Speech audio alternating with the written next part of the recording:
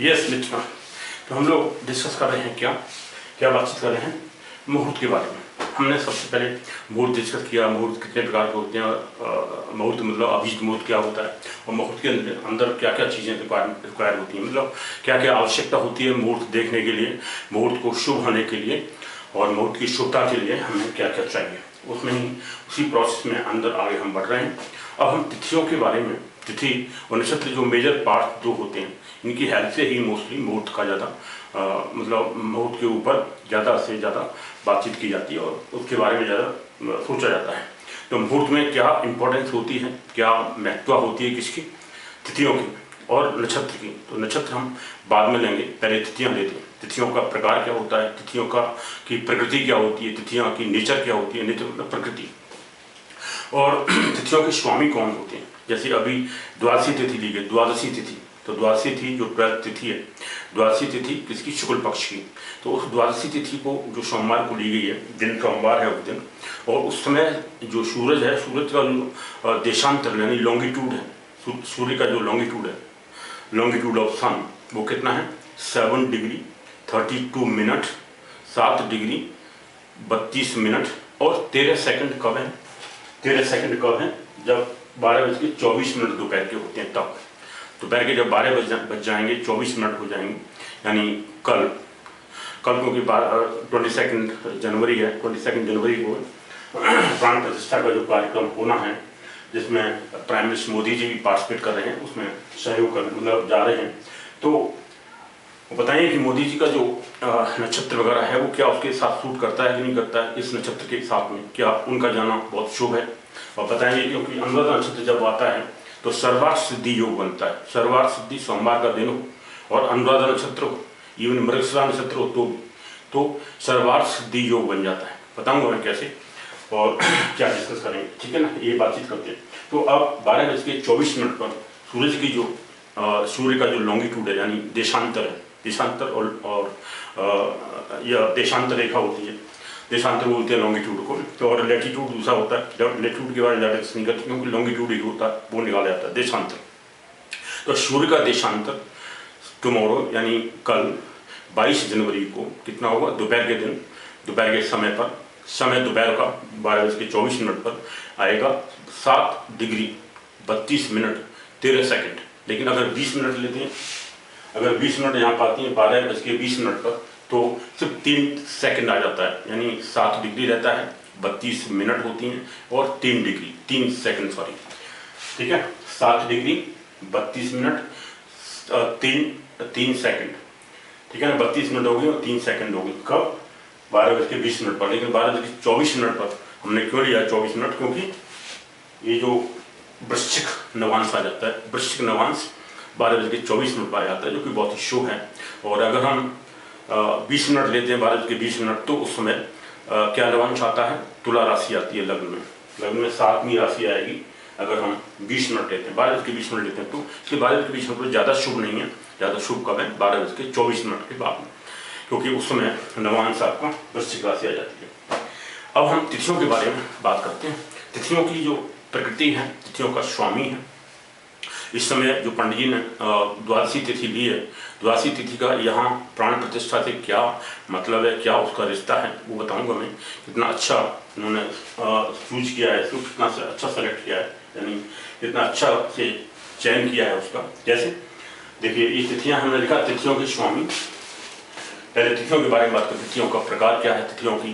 वैसे तो तिथियों को 2 भागों में विभाजित किया गया है। एक शुक्ल पक्ष की तिथियाँ होती हैं 15 और 15 तिथियाँ कृष्ण पक्ष की होती हैं। ये 2 मेजर डिवीजन हो गया, यानी मेजर जो विभाजन है तिथियों का वो 2 भागों में होता है, शुक्ल पक्ष की तिथियाँ और कृष्ण पक्ष की तिथियाँ। लेकिन उन तिथियों के अंदर भी तिथियों का प्रकार होता है। तिथियाँ शुभ तिथि होती हैं, अशुभ तिथि कौन सी होती हैं, क्या उनका एवरेज तिथियाँ होती हैं वो कौन सी होती हैं, और मध्यम जिसका इम्पोर्टेंस होता है, मध्यम महत्व की कौन सी होती हैं, और एकदम इनऑस्पिशियस यानी अशुभ कौन सी होती हैं, शुभ कौन सी होती हैं, मध्यम प्रकार की कौन सी होती हैं, इनके बारे में हम डिस्कस करेंगे। तो आज तिथियों को मैं ले लेता हूँ पूरी तरह से। तिथियाँ जब खत्म हो जाएंगे उसके बाद नक्षत्रों के बारे में हम डिस्कस करेंगे। नक्षत्रों का भी प्रकार होता है, क्लासिफिकेशन ऑफ नक्षत्र क्या होता है। अब देखिए जैसे हमने मृगशिरा नक्षत्र लिया, मृगशिरा नक्षत्र, जब मैं नक्षत्र के बारे में बताऊंगा, लेकिन एक जो नाम मृगशिरा है, मृगशिरा नक्षत्र यहाँ पर लिया गया है किसके लिए? रामलला की प्राण प्रतिष्ठा के लिए। तो मृगशिरा नाम से सजेस्ट कर रहा है मृग का शिर, यानी मृग। हमारी जो संस्कृत नाम रखे गए हैं नक्षत्रों के, उन नामों से ही प्रतीत होता है कि वो जो नक्षत्र है उसकी जो नेचर है, यानी प्रकृति कैसी होगी, किस टाइप की शक्ल होगी, उसकी विस्तार क्या है। क्योंकि और उसमें जो स्टार होते हैं, क्योंकि नक्षत्र मतलब क्या होता है? Constellation of stars. Constellation English में होता है कॉन्स्टलेशन। कॉन्स्टलेशन नक्षत्र में ग्रुप ऑफ स्टार्स होता है। तो एक नक्षत्र के अंदर किस किस नक्षत्र में कौन कौन से कितने कितने स्टार्स हैं, कितने कितने तारे हैं उसके अंदर। तो यहाँ स्टार्स कितने हैं? मृगशिरा के अंदर 3 स्टार्स हैं। मृगशिरा नक्षत्र के अंदर यानी कॉन्स्टलेशन के अंदर 3 स्टार्स होते हैं। They are 3 stars in Mrigashira nakshatra. और नाम इसका मृगशिरा, मृग का शिर होता है, यानी शक्ल जो बनती है 3 तारों की, जो 3 तारे इसके अंदर होते हैं मृगशिरा के अंदर, तो उनकी जो शक्ल बनती है किसकी किसकी शक्ल बनती है? जो कॉन्स्टलेशन है यानी जो नक्षत्र है मृगशिरा, उसकी जो शक्ल बनती है देखने में कैसा लगता है? जो 3 स्टार हैं इसके अंदर, 3 तारे हैं, उन तारों की जो टोटल शेप बन जाती है, शक्ल बन जाती है, वो कैसे बनती है? मृग के शिर जैसी। अब इसमें मृगशिरा वर्ड है, द फेस ऑफ डियर नहीं है, द फेस ऑफ डियर नहीं है। बहुत से लोग फेस ऑफ डियर लिखते हैं, लेकिन फेस ऑफ डियर नहीं है, this is head of the deer. Head of the deer मतलब जो उसके अंदर 2 सींग निकले जाते हैं, सींग टाइप के होते हैं, और ऊपर जो सिर है उसका उस टाइप का सिर, और 2 सींग निकले हो, उस टाइप का शेप शक्ल आती है। इसलिए इसको क्या बोलते हैं? मृगशिरा, मृग का सिर। मृग का फेस नहीं है, ठीक है ना? मृग का सिर, मृग का जो फेस है वो तो ये हो गया, लेकिन सिर क्या होता है? उसके अंदर जो सींग 2 निकले होते हैं, उस टाइप का सींग उनमें वो होता है, यानी घुमाव भी हो सकता है सींग के अंदर। तो आप शक्ल देखो मृगशिरा कॉन्स्टलेशन की, वो ऐसी आती है। इसलिए मृगशिरा नक्षत्र को क्यों चूज किया गया यहाँ पर? मृगशिरा नक्षत्र द्वादशी तिथि को मृगशिरा नक्षत्र का मृगशिरा नक्षत्र है, वो हमने बता दिया आपको। मृगशिरा नक्षत्र का द्वितीय चरण है ना? और मृगशिरा नक्षत्र क्योंकि मंगल का नक्षत्र है, मंगल की राशि लग्न है, मंगल का इंद्रवांश लग्न है, तो बहुत ही शुभ है। इसलिए मृगशिरा नक्षत्र का होना बहुत अच्छा है, शुभ है। और उसकी जो नाम रखा है इसलिए बताता है कि नाम हमारे यहाँ जितने नक्षत्र हैं, अश्विनी नक्षत्र, अश्विनी, अश्वानी हॉर्स होता है, तो हॉर्स का शक्ल बनती है, हॉर्स की सिर होता है हॉर्स का, अश्विनी। तो हॉर्स की शक्ल बनती है, किसकी? घोड़े की शक्ल बनती है, पहला जो नक्षत्र है अश्विनी। और सप्तविशा जो सप्तविशा नक्षत्र है उसमें 100 स्टार्स होते हैं, 100 स्टार्स होते हैं, 100 तारे होते हैं, कॉन्स्टलेशन जैसा बनता है, ग्रुप ऑफ स्टार्स, इसलिए सप्तविशा नाम है उसका, सप्तविशा। और सभी के बारे में बाद में कभी डिस्कस करेंगे, लेकिन अभी इंपॉर्टेंट हमारी क्या है? तिथियों के बारे में हम बात कर रहे हैं। तिथियां की नेचर क्या होती है? हमने देखा तिथियों के स्वामी तथा प्रकृति, उनकी नेचर यानी प्रकृति क्या है, कैसी तिथियां होती हैं। पहली प्रतिपदा तिथि लेते हैं, तिथि हमने लिखा स्वामी उसका और प्रकृति। इससे ही आपको मालूम पड़ जाएगा कि ये जो द्वादशी तिथि ली गई, द्वादशी तिथि क्यों ली गई है, क्यों अच्छी चूज की गई है? क्योंकि उस समय रामलला जो कि भगवान विष्णु के अवतार के रूप में राम को देखा जाता है, इसलिए भगवान विष्णु के अवतार और विष्णु ही स्वामी है। इसके लिए द्वादशी तिथि जो है, द्वादशी तिथि 12वीं नंबर, विष्णु इसके स्वामी होते हैं, विष्णु। और प्रकृति क्या होती है, इसकी नेचर क्या होती है, इससे क्या मिलता है? इससे जय यानी प्रसिद्धि मिलती है, यश प्रदा होती है। ये इसको हमने लिखा है प्रकृति यानी क्या क्या देती हैं ये तिथियां क्या देती हैं, इससे क्या मिलता है। तो देखिए हमने लिखा द्वादशी तिथि से क्या मिलता है? यश प्रदा और विजय प्रदा, सॉरी ये चतुर्थी द्वादशी है, प्रसिद्धि तथा शुभ प्रकृति प्रदा। शुभ प्रकृति देती है, नेचर बहुत अच्छी देती है ना, वेरी बेनिफिशियल नेचर देती है, गुड नेचर मिलती है इससे, और प्रसिद्धि मिलती है। यश प्रदा है ये, यश प्रदा और प्रकृति प्रदा। प्रकृति मतलब नेचर, शुभ प्रकृति, अच्छी प्रकृति हो जाती है, यानी और यश प्राप्ति होती है। यानी इस नक्षत्र की इस द्वादशी तिथि में चूज करने से जो प्रसिद्धि बढ़ेगी रामलला के प्रसिद्ध होने से, यानी अयोध्या का जो प्लेस ऑफ बर्थ है राम का, उसकी भी प्रसिद्धि बढ़ जाएगी, काफ़ी टूरिस्ट आएंगे, है ना, यश बढ़ेगा, उसे विजय मिलेगी, यश प्रदा भी है। क्या क्या है ये? प्रसिद्धि तथा शुभ प्रकृति यानी यश प्रदा, प्रसिद्धि प्रदा और यश प्रदा, फेम मिलेगी इससे, फेम प्रसिद्धि बढ़ जाएगी, पॉपुलरिटी बढ़ेगी, ठीक है ना। इसलिए द्वादशी तिथि को लिया गया है। और विष्णु इसके स्वामी होते हैं, विष्णु स्वामी होने की वजह से ही ये विष्णु द्वादशी तिथि। चलो मैं एक एक करके लेता हूँ। प्रतिपदा जो पहली वो है तिथि प्रतिपदा। अब ये देखिए प्रतिपदा तिथि जो है वो दोनों की, कृष्ण शुक्ल पक्ष की भी कृष्ण पक्ष की भी, जो 15 तिथियां हमने ली हैं, लास्ट में हमने लिख दिया तिथि ये 30वीं तिथि है, 30वीं 30वीं तिथि है ना, अमावस्या।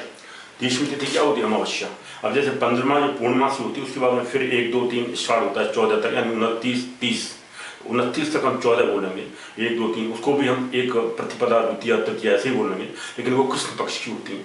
और कृष्ण पक्ष में कौन सी तिथियां अच्छी होती हैं और शुक्ल पक्ष में कौन सी तिथियां ज़्यादा अच्छी मानी जाती हैं वो मैं अभी बताऊंगा आपको। इसके मतलब डिस्कस करूंगा।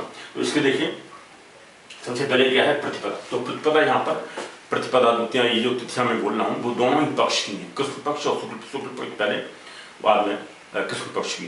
तो दोनों पक्षों की तिथियां हम ले रहे हैं। 2 भाग की जो तिथियां होती हैं उन दोनों ही पक्षों की तिथियों को ले रहे हैं। क्या क्या? शुक्ल पक्ष और कृष्ण पक्ष। शुक्ल पक्ष की यानी ब्राइट हाफ, जब चंद्रमा धीरे करके प्रकाशित होता रहता है ना, इसके कहते हैं ब्राइट हाफ। जब चंद्रमा की लाइट बढ़ती है चंद्रमा पर धीरे करके और पूर्णमासी के दिन पूरा चंद्रमा खुल जाता है यानी प्रकाशित हो जाता है, इसलिए कहते हैं पूर्णमासी। तो पूर्णमासी ये शुक्ल पक्ष की हो गई। उसके बाद में फिर धीरे करके चंद्रमा की लाइट यानी उसकी जो रोशनी कम होती जाती है और फाइनली 30 तारीख को यानी जो 30th 15वीं, अगेन इसको 15वीं नहीं बोले 30वीं बोलते हैं, आप अमावस्या बोलते हैं, इसलिए पितृ अमावस्या बोलते हैं। तो पितृ अमावस्या यानी 30वीं के दिन जाकर के उसको न्यू मून डे बोलते हैं, इंग्लिश में न्यू मून डे, वही होता है फुल मून डे पूर्णमासी वाला। तो न्यू मून डे के दिन यानी अमावस्या के दिन पितृ अमावस्या भी बोलते हैं उसको। पितरों की श्राद्ध वगैरह कर सकते हैं, पूर्ण उनको तर्पण भी कर सकते हैं पितरों का, तो पितृ अमावस्या बोलते हैं। अमावस्या को शुभ पितरों के लिए अच्छा माना गया है, ठीक है। पितरों के लिए जो भी हम कर्म करते हैं, पितरों के लिए वो करना, तर्पण करना, उनका पिंडदान वगैरह करना, सभी कुछ कर सकते हैं अमावस्या के दिन, इसे कहते हैं पितृ अमावस्या। तो 30वीं तिथि। अब आते हैं द्वितीया। तो पहला क्या हुआ? प्रतिपदा। प्रतिपदा जो प्रथम तिथि होती है, प्रतिपदा जिसे बोलते हैं, उसका स्वामी अग्नि होता है। ये क्या इससे मिलता क्या? वृद्धि प्रदा। तो प्रतिपदा चूज करते हैं अगर मुहूर्त के लिए या कोई भी चीज एकाद यानी प्रतिपदा को करते हैं तो उससे वृद्धि मिलती है, बढ़ोतरी होती है, वृद्धि प्रदा है ये। कैसी तिथि है?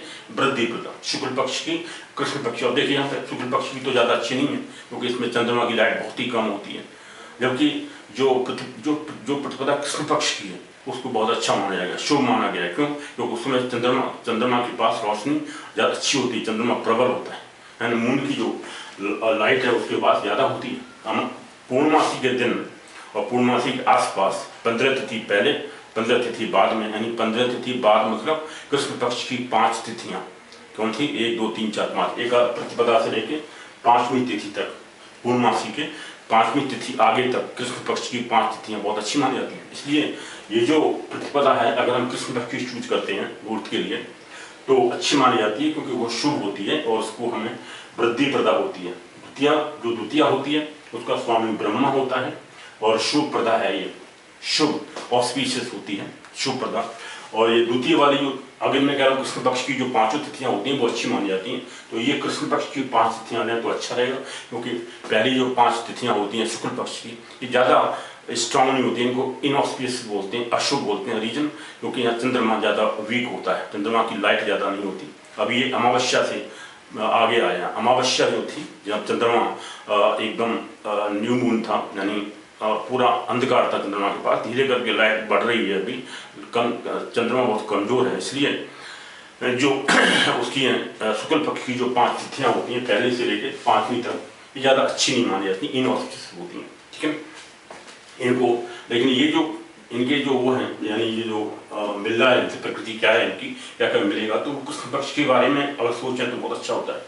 कृष्ण पक्ष की जो 5 तिथियां हैं, स्टार्टिंग वाली 5 तिथियां कृष्ण पक्ष की, क्योंकि अभी चंद्रमा ज़्यादा स्ट्रांग है, चंद्रमा ज़्यादा प्रकाशित है, सूर्य के पास, सूर्य से थोड़ा दूर जा रहा है लेकिन स्टार्टिंग में अभी तो चंद्रमा के पास अभी प्रकाश ज़्यादा है, चंद्रमा स्ट्रांग है ना, इसलिए ज़्यादा मजबूत चंद्रमा होने की वजह से कृष्ण पक्ष की 5 तिथियां स्टार्टिंग वाली अच्छी मानी जाएगी। इसलिए उनके लिए अगर आप ये माने कि वृद्धि प्रदा, शुभ प्रदा, द्वितीया जो होती है वो शुभ प्रदा है, और तीसरी जो है शक्ति प्रदा, बल प्रदा जिसे बोलते हैं, शक्ति प्रदा या बल प्रदा। तृतीया गौरी की स्वामी होती है, गौरी स्वामी, गौरी मतलब पार्वती, शिव पत्नी जो गौरी बोलते हैं, देवी का अवतार है गौरी, तो उनको हम इसका स्वामी मानते हैं। और शक्ति प्रदा है, ये बल प्रदा शक्ति प्रदा कहते हैं, शक्ति प्रदा और बल प्रदा, ठीक है।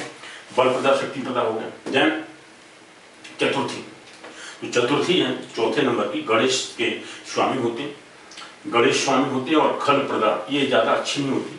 खल मतलब एनिमीज और दुष्टता प्रदान करती है, मतलब अच्छी नहीं मानी जाती, खल प्रदा होती है। चौथी जो चतुर्थी, जैसे मैं कहता चतुर्थी को रिक्ता तिथि बोलते हैं, बाद में बताएंगे रिक्ता तिथि क्या होती है। चतुर्थी, नवमी और चतुर्दशी, यानी 14वीं नंबर, चतुर्दशी, नवमी और ये चौथी चतुर्थी, तो 4, 9, 14, ये जो 3 तिथियां बोलते हैं इनको हम रिक्ता तिथि बोलते हैं। अच्छी नहीं होती, इनऑस्पिशियस होती हैं, अशुभ होती हैं, इसलिए चतुर्थी को खल प्रदा है, ये अच्छी नहीं है। खल मतलब दुष्ट लोग पैदा होते हैं अगर इस दिन कुछ किया जाए तो। चतुर्थी को मतलब मुहूर्त करने वाला तो अच्छा नहीं माना जाता है।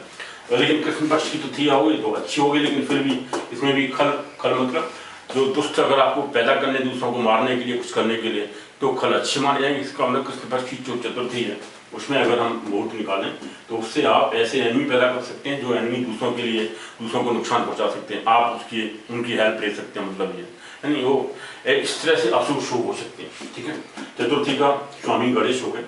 अब आते हैं पंचमी। पंचमी का स्वामी नाग यानी सर्प होते हैं, सरपेंट्स होते हैं, नाग की पूजा की जाती है इस समय। नाग पंचमी के स्वामी नाग होते हैं और लक्ष्मी प्रदा है, इससे लक्ष्मी मिलती है। सर्पों की यानी पूजा की जाए और उन सर्पों को दूध पिलाया जाता है, तो सर्प की पूजा की जाती है, सांपों की। नाग इसका स्वामी होता है, यानी पंचमी के दिन नाग पंचमी बोलते हैं उसे, नाग पंचमी के दिन नागों को दूध पिलाया जाता है, सर्पों को। सरपेंट्स इंग्लिश में बोलते हैं, सरपेंट्स, स्नेक्स। तो सरपेंट्स इसके स्वामी होते हैं नाग, और लक्ष्मी प्रदा है ये, इससे लक्ष्मी मिलती है। उस दिन अगर पंचमी के दिन कोई काम किया जाए और सांपों की पूजा की जाए तो उससे लक्ष्मी यानी धन की प्राप्ति होती है, ठीक है, धन की प्राप्ति होती है। देन छठवीं षष्ठी। षष्ठी का स्वामी कौन हुआ? कार्तिकेय। कार्तिकेय जो है शिव के पुत्र हैं कार्तिकेय। ये षष्ठी होती है यश प्रदा, ये भी यश प्रदा होती है, प्रसिद्धि प्रदा और यश प्रदा, यश देने वाली होती है। प्रदा मतलब देने वाली, गिवन और गिविंग, ठीक है। प्रसिद्धि है ना, पॉपुलरिटी गिविंग, फेम गिविंग, ये होगी प्रदा, यश प्रदा और प्रसिद्धि प्रदा। ये कौन सी? षष्ठी। कार्तिकेय के स्वामी होते हैं, प्रसिद्धि प्रदा और यश प्रदा। सप्तमी जो सातवीं उसका स्वामी कौन है? सूर्यदेव होते हैं, सूर्यदेव उसके स्वामी हैं। ये मित्र प्रदा है, फ्रेंडली। अगर आपको फ्रेंड्स की संख्या बढ़ानी है तो सप्तमी के दिन पूजा करिए, सूर्यदेव को का अर्चन करिए, जो भी है उनको जल प्रदान करिए, ठीक है। तो सूर्य अर्घ दीजिए। तो सूर्य की पूजा करने से सप्तमी के दिन, और सूर्य इस दिन सप्तमी का मुहूर्त निकालने से, उस दिन काम करने से मित्र की वृद्धि होती है। मित्र प्रदा है ये, मित्रों की संख्या बढ़ती है, यानी मित्रता बढ़ती है। अब आते हैं अष्टमी। अष्टमी के जो स्वामी हैं वो शिव है, संघर्ष प्रदा, लेकिन ये अच्छी नहीं होती है अष्टमी। अष्टमी के दिन हालांकि शिव की आप पूजा कर सकते हैं, शिव को ज़्यादा पूजा करने से शिव की, तब ये संघर्ष प्रदा है। हालांकि कॉन्फ्लिक्ट गिविंग है, कॉन्फ्लिक्ट, संघर्ष मतलब कॉन्फ्लिक्ट गिविंग, तो संघर्ष प्रदा है, संघर्ष मिलता है इससे।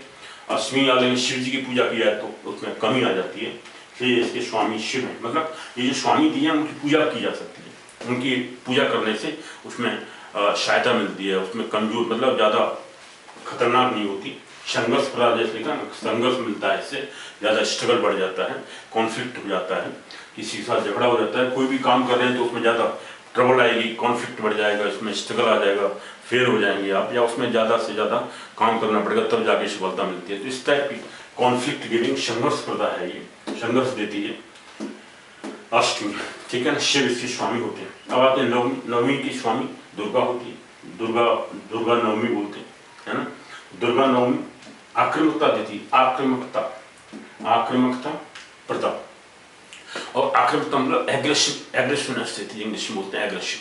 तो एग्रेसिवनेस देने से और आक्रमकता देने से उसमें दुर्गा की पूजा की जाए तो दुर्गा शांत कर देती है, आक्रमकता नहीं कम आती है, नहीं आती है, ठीक है। तो आक्रमकता प्रदान करने वाली है नवमी, दुर्गा इसकी स्वामी होती है, मतलब देवी इसकी स्वामी होती है, और इनकी पूजा करने से आक्रमकता कम आती है, आक्रमकता और एग्रेसिवनेस, इंग्लिश में बोलते हैं एग्रेसिवनेस।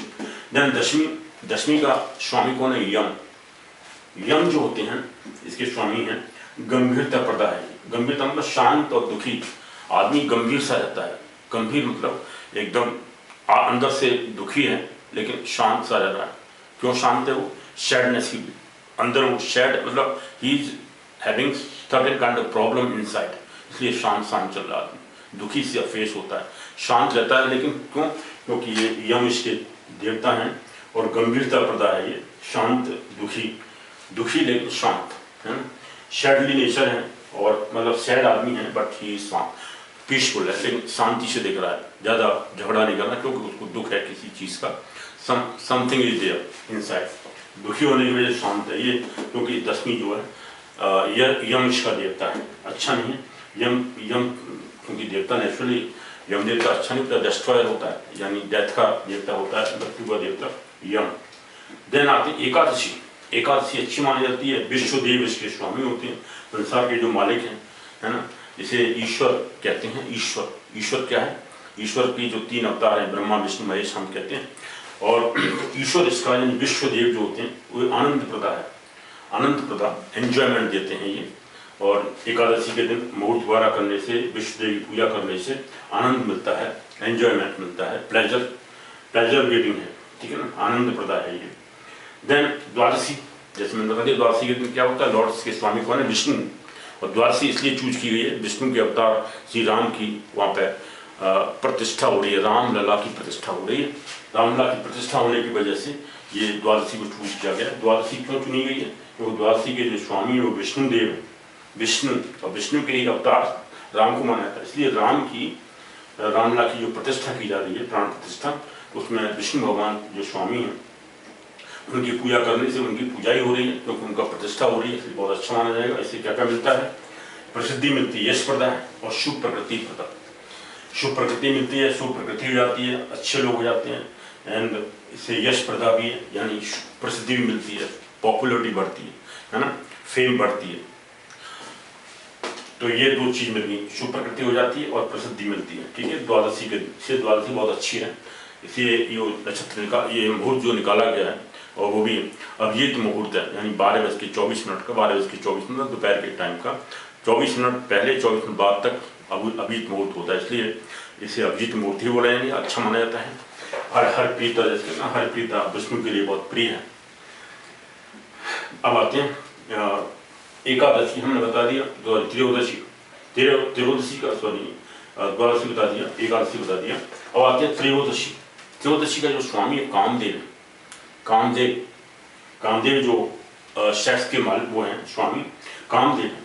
इससे ये भी जय प्रदा और विजय प्रदा, विक्ट्री प्रोवाइडिंग नेचर होती है इसकी, विक्ट्री प्रोवाइडिंग, जय प्रदा और यश प्रदा, विक्ट्री प्रोवाइडिंग, प्रसिद्धि, ये जय और विजय है, विजय प्रदा और जय प्रदा है, यानी जय मिलती है, विजय मिलती है, विक्ट्री मिलती है, इसी कहते हैं विक्ट्री, तो विक्ट्री मिलती है। अब आते हैं नेक्स्ट चतुर्दशी।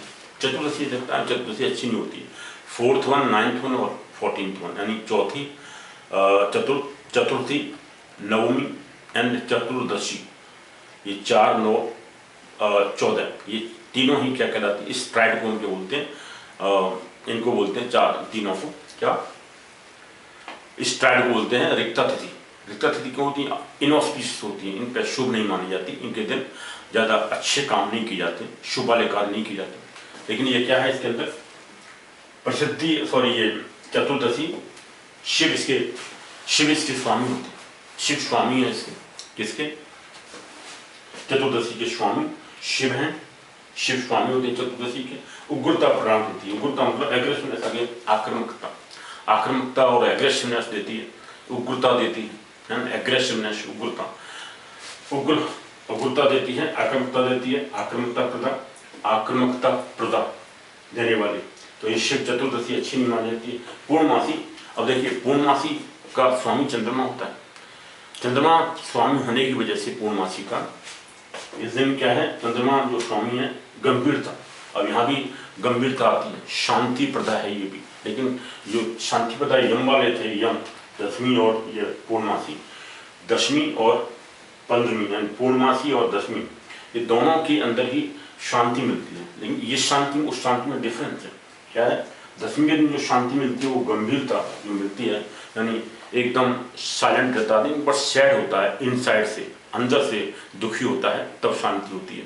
लेकिन ये जो पूर्णमासी है, पूर्णमासी का जो दिन है, पूर्णमासी वाला चंद्रमा, इसका भी स्वामी चंद्रमा होता है। लेकिन चंद्रमा इसका स्वामी होने की वजह से गंभीरता होती है, यानी शांत रहता है, लेकिन शांत खुशी की वजह से शांत रहता है। यानी जो उसके अंदर जो प्रॉब्लम पहले आ रही थी वो उस प्रॉब्लम में यानी सक्सेस मिल गई है, सफलता मिल गई, इस वजह से शांत है, एकदम प्रिय। इस समय पीसफुल है, but that peace is because of pleasure, because of victory of something, achievement, something had been achieve, कुछ भी प्राप्ति हो गई है, इस वजह से शांति है, खुशी के साथ शांति। हमने कहा खुशी के साथ शांति।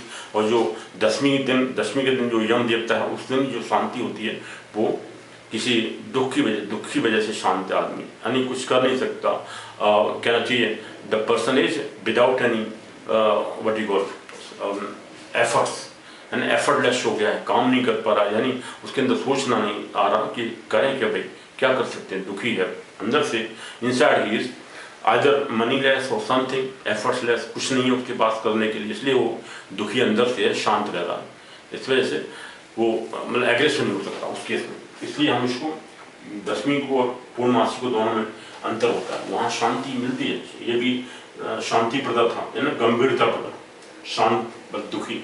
गंभीरता मतलब the person is very sober, sober English में बड़ा सोबर होता है, SOBER, सोबर। सोबर का मतलब शांत, silent, but that peaceful person is because of sad nature, from inside he is sad. तो ये अंदर से दुखी होने की वजह से शांत है। ये दसवीं के दिन था, यम इसका देवता था। लेकिन जो पूर्णमासी है, पूर्णमासी का देवता कौन होता है? चंद्रमा होता है। और चंद्रमा देवता होने की वजह से पूर्णमासी का उस दिन गंभीरता तो होती है, लेकिन शांति जो होती है वो किस वजह से होती है? That is because of achievement, खुशी की वजह से। तो खुशी के साथ शांति होती है। अब जो 30वीं तिथि है, ये ना 30वीं तिथि, और इसे पितृ अमावस्या बोलते हैं, इसलिए इसका स्वामी पितृ होते हैं। और इस दिन पितरों की आराधना की जाती है, पितरों को तर्पण किया जाता है, पितरों को पिंडदान किया जाता है, वगैरह वगैरह। ठीक है ना?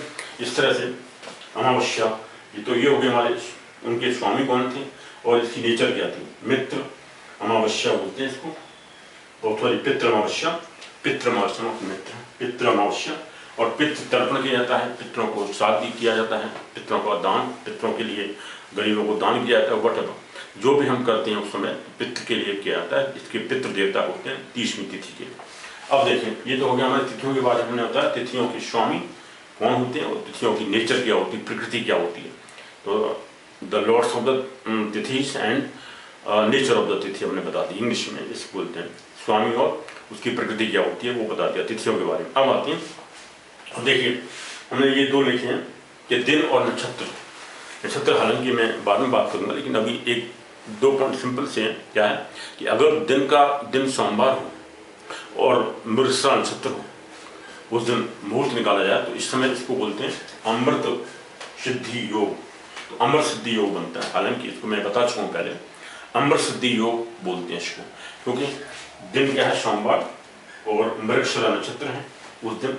तो मृगशिरा नक्षत्र होने की वजह से और दिन सोमवार होने की वजह से इसे कहते हैं अमृत सिद्धि योग। अमृत सिद्धि योग प्राप्त है, उस दिन अमृत सिद्धि योग बनता है। इसलिए ये जो नक्षत्र जो मुहूर्त निकाला गया है, ये मुहूर्त, इस मुहूर्त की वजह से अमृत सिद्धि योग बन रहा है। इस अमृत सिद्धि योग में क्या होता है कि जो भी चीज़ें होती हैं वो पूरी तरह से प्राप्त हो जाती हैं और शुभ कार्य जाता है, यानी अमृत में वातावरण जाता है, अमृत में चीज़ हो जाती है, यानी काफ़ी मिठास मिलती है उस चीज़ को करने से। यानी जो मुहूर्त निकाला है, ये मुहूर्त करने से बहुत अच्छी प्राप्ति होगी, यानी शुभ प्राप्ति होगी। ये तो हो गया अमृत सिद्धि योग। दूसरा होता है सर्वार्थ सिद्धि योग। अब देखिए ये कह रहा था मैं सर्वार्थ सिद्धि योग, यहाँ भी दिन सोमवार अगर हो और नक्षत्र कौन कौन से हो, देखिए नक्षत्र उस दिन सोमवार का दिन हो और 4 नक्षत्र 5 है, श्रवण नक्षत्र, रोहिणी नक्षत्र, मृगशिरा नक्षत्र देखिए, और पुष्य नक्षत्र और अनुराधा नक्षत्र, पुष्य नक्षत्र, श्रवण नक्षत्र, रोहिणी नक्षत्र, मृगशिरा, 3 हो गए। रोहिणी